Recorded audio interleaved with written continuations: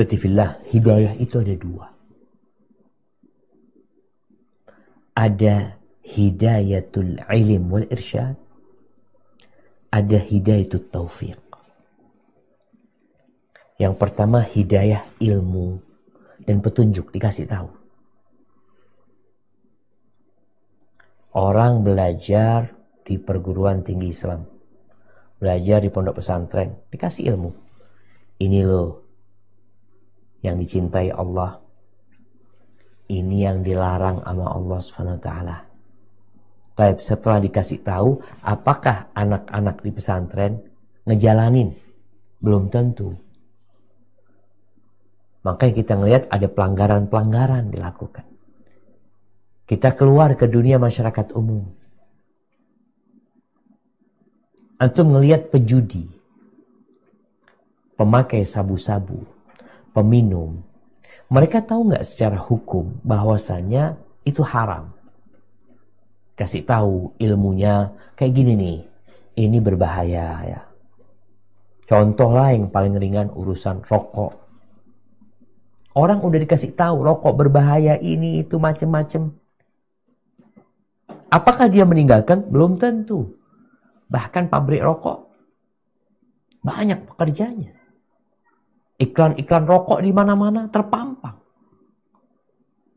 Padahal udah dikasih tahu nih, jangan dirokok. Kenapa? Karena berbahaya. 1, 2, 3, 4, 5. Sebutin. Rokok membunuhmu. Tapi tetap ngerokok.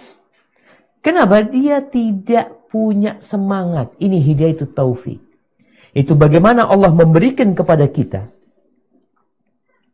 semangat, dorongan yang kuat untuk mengamalkannya. Memang kesempurnaan orang itu dengan dua hal. Yang pertama dengan ilmu.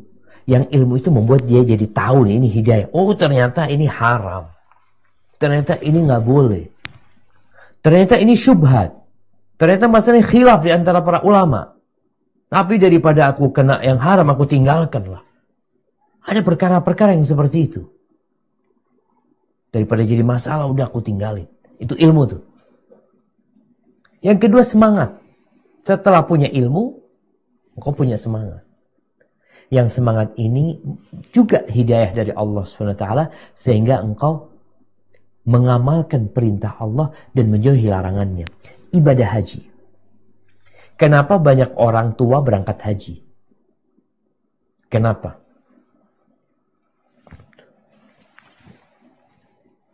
Nah,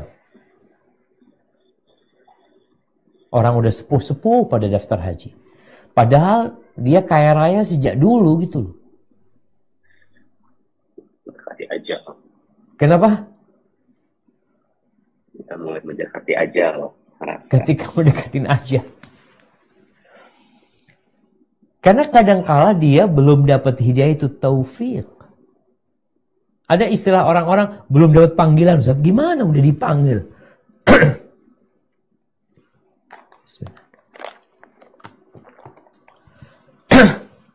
Udah dipanggil sama Allah. Dibuat tahun yang lalu. Ketika Nabi Ibrahim diperintahkan untuk mengundang orang-orang berangkat haji. Engkau udah dipanggil. Engkau udah tahu hukumnya.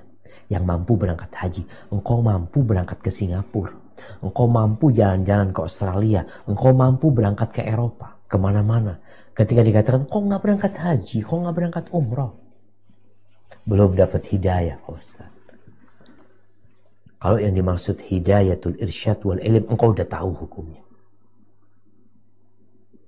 Cuma engkau nggak punya semangat. Makanya seorang muslim minta sama Allah Subhanahu wa taala. Minta agar kita dikasih ilmu yang bermanfaat, kemudian kita dapat mengamalkan. Di antara doa yang Nabi ajarkan. Ini untuk menjaga hidayah tadi. Agar ketika kita hijrah, kita tetap bisa bersemangat dan terjaga dari godaan-godaan.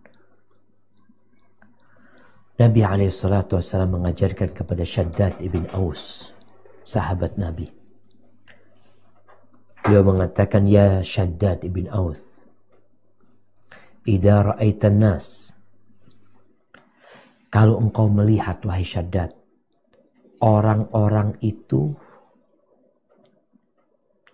berlomba-lomba menimbun harta. Engkau ngelihat, sekarang kalau kita memandang kanan kiri kita, depan belakang kita, Masya Allah, gak perlu keluar rumah. Kita ngeliat di handphone kita bagaimana perputaran ekonomi, bagaimana orang jualan sibuk ini itu, bagaimana mobil-mobil yang dibikin setiap tahunnya, berapa banyak yang terjual, motor-motor yang memenuhi jalanan, warung-warung yang dibangun, mall-mall, ya apartemen, ya Allah, kita ngeliat ada apa nih dengan dunia ini. Nabi menyampaikan kepada Syaddad bin Aus 1400 tahun yang lalu, wahai Syaddad, kalau engkau melihat orang-orang udah sibuk menimbun harta, ngumpulin nih, nggak ada puasnya. Punya satu apartemen ingin 2, punya 2 ingin 3, punya 3 ingin 4, punya 4 ingin pulau. Maka fajma' anta haula'il kalimat. Hendaklah engkau mengumpulkan kalimat-kalimat ini. Kasih amalan sama Nabi SAW. Apa amalannya? Allahumma inni as'aluka tsabata fil amr wal azimata 'ala rusyd. Ya Allah, aku minta kepadamu keteguhan, kekokohan di atas urusan agama ini, ya Allah. Tetap kokoh, tetap tegar walaupun godaan semakin dahsyat. Karena semua umat punya fitnah, dan fitnah umatnya Nabi alaihi salatu wasallam adalah harta. Wal azimat al rusyd, dan aku minta semangat yang kokoh di atas petunjuk, di atas kebenaran. Karena ada orang-orang yang semangat tapi salah. Semangat dia Masya Allah untuk membela agama, tapi jalannya salah. Enggak. Kita minta semangat tapi di atas petunjuk. Wa as'aluka mujibati rahmatik, dan aku memohon kepadamu perkara-perkara yang mendatangkan rahmatmu. Wa azaima maghfiratik, dan hal-hal yang menyebabkan engkau mengampuni kami, ya Allah. Wa as'aluka syukra ni'matik, ya Allah, aku memohon kepadamu agar aku bisa bersyukuri nikmat yang kau berikan. Mensyukuri nikmat Allah itu penting, khususnya buat teman-teman yang hijrah. Kadangkala dia pandang nikmat itu, kekayaan yang pernah dia dapatkan, kenyamanan yang pernah dia raih, kelezatan yang pernah dia hasilkan, itu nikmat tuh. Ketika dia hijrah, kok kayaknya itu hilang semuanya. Sehingga membuatmu tidak bersyukur kepada Allah SWT. Padahal ada nikmat agung yang Allah berikan kepadamu. Nikmat hidayah ini sendiri. Nikmat engkau bisa sholat subuh. Nikmat engkau bisa meninggalkan yang haram.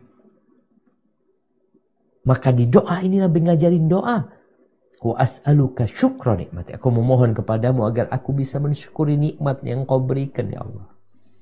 Wa husna ibadatik, dan beribadah yang baik. Bukan asal ibadah.